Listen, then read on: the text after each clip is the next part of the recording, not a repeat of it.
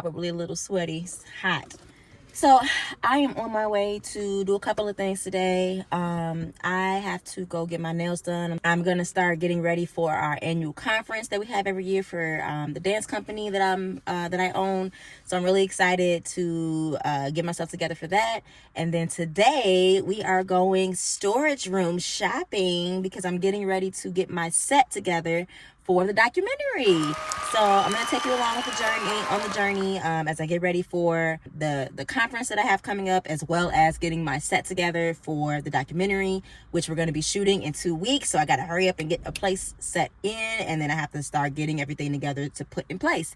So come along with me on the journey as we get it together, y'all.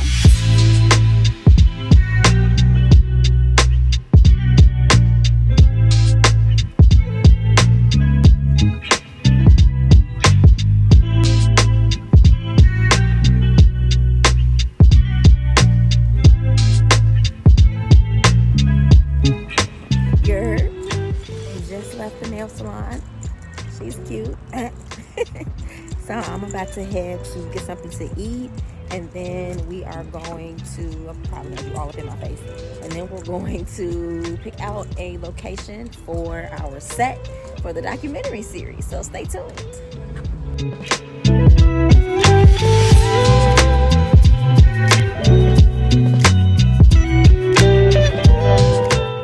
Hey y'all, it's Shan from behind the scenes, and I just wanted to share a moment of reflection with you guys. So while I'm getting ready to film this documentary, I'm noticing there are a lot of similarities between balancing that and my business in comparison to balancing on the balance beam in gymnastics.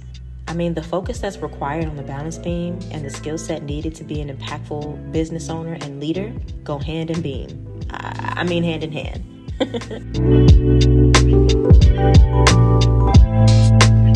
As a business owner, I've learned to balance my workload, my passionate staff, the strong community we've cultivated, and any obstacles that pull up unexpectedly. And I notice there's a lot of similarities there, along with the balance beam of keeping yourself sturdy.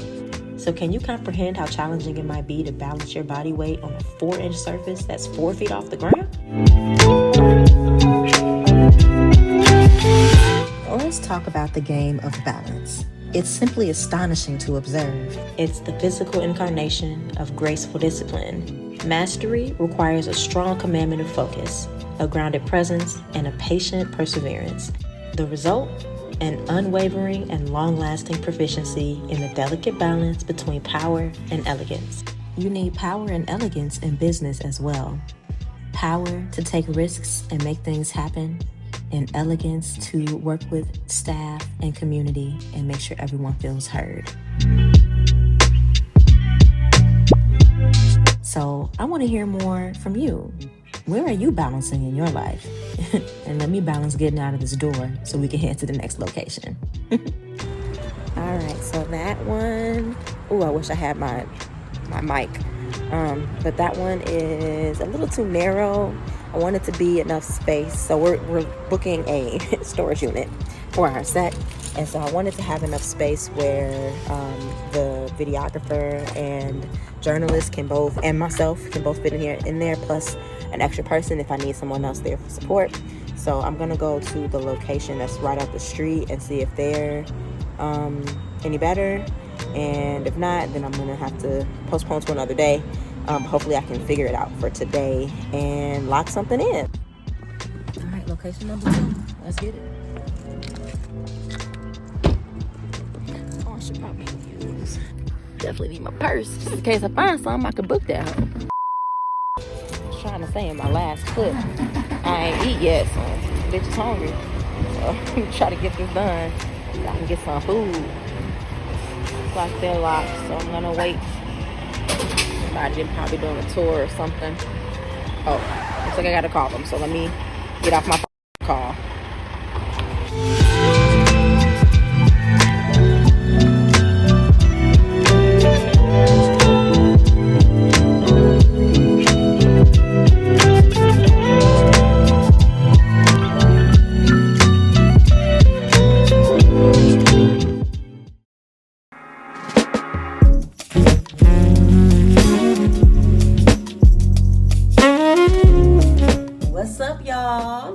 from New Orleans. I am here for my annual conference with the dance company, and I'm so excited. I'm about to go downstairs for our owner's brunch, and then I have a facilitation session that I am doing on burnout for creatives. So we're gonna get into it. We're gonna make sure that these dancers know how to take care of themselves, how to have a stress-free class, and how to revamp themselves so they can have fresh creativity for their classes, all right? So let's get into it.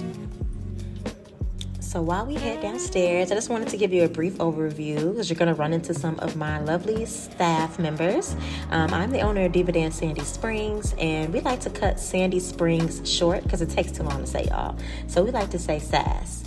So you're going to meet my sassy squad when we get downstairs. And there's some amazing people. I'm just so grateful to have them in my life and have them in the business because they're just so dope. Hi, guys. How are you? I'm good. What's your name? Erica. Erica, I'm Chantel. Nice to meet you. Paula. Yes. Paula, nice to meet you. I'm Shan. This is my husband, David. Can I see the badges this year? Yes. Can we get a little pen too? I always forget to bring my pens from the previous years. That would be smart. Get registered first and then head to brunch. Hi! How are you? How are you? I was wondering when I was going to see you. I saw Sapphire earlier, but I was Yes, like, where's I'm here. I was sleeping, girl. I had to rest. I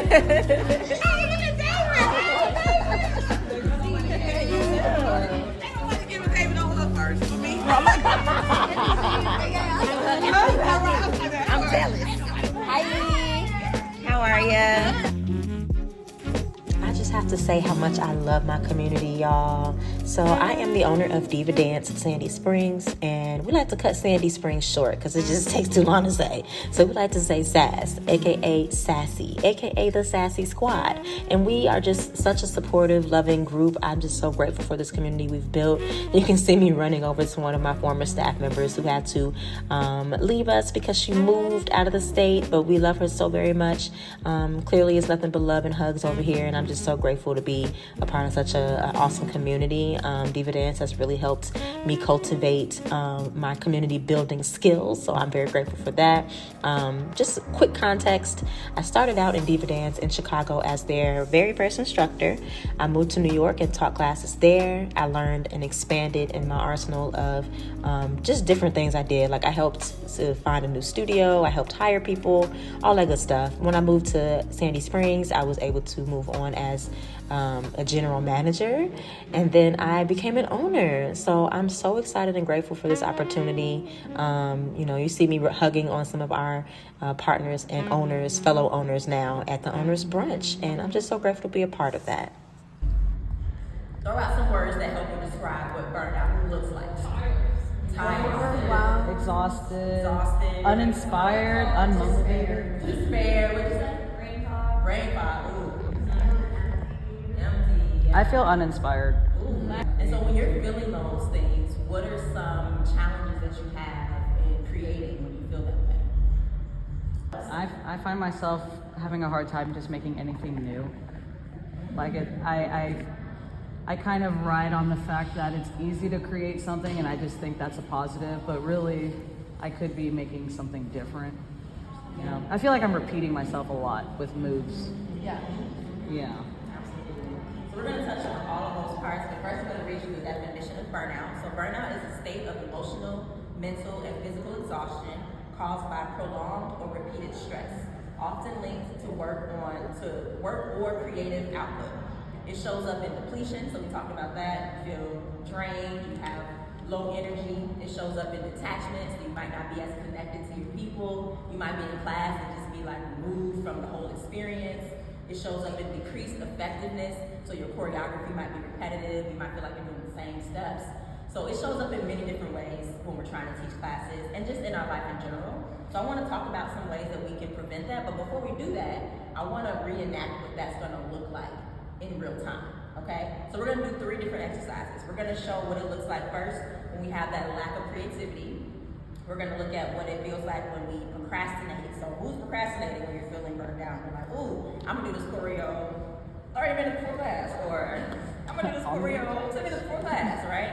So we're gonna talk about how to prevent that. And then we also are going to talk about disconnecting from your team and your community and how we can prevent that as well, okay?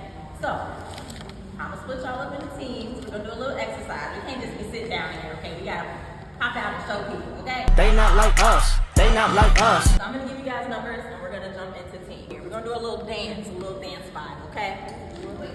Wouldn't be diva dance if we didn't do some dancing. So come on, get up. Wanna go dumb, yeah, I need that. We don't give a where my girls at. Wanna cop this Louis V bag. Born to slay, I'm counting up, talking to the boss. Yes, so they got getting their life with these different activities, and the goal was to really point out what burnout really feels like. And of course, we're using the dance as an example of how that, as a choreographer, how that feels. But this applies to life, and I know we talked about balance earlier.